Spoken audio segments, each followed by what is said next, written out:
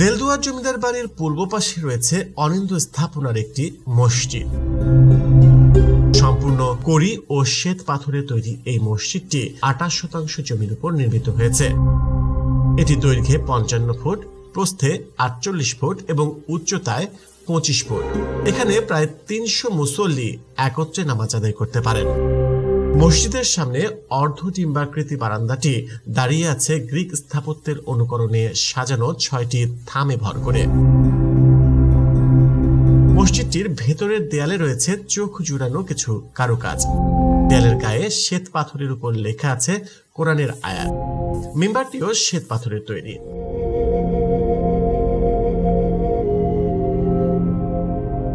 রয়েছে বড় বড় 3টি গম্বুজ ছাদ থেকে, যাদের উচ্চতা প্রায় 25 ফুট। চারপাশে 4টি মূল স্তম্ভ ও 16টি ছোট স্তম্ভ শীর্ষে এসে গম্বুরের রূপ নিয়েছে। মসজিদের দেয়ালগুলো বেশ পুরু।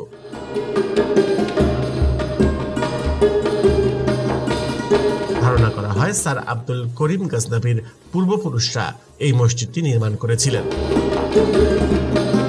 তবে এটি পূর্ণতা পেয়েছিল আব্দুল করিমের হাত ধরেই। ব্যতিক্রমধর্মী এই মসজিদের ভেতরে এবং বাহির দেয়ালের নকশায় সব দর্শনার্থীরাই বিমুগ্ধ হন।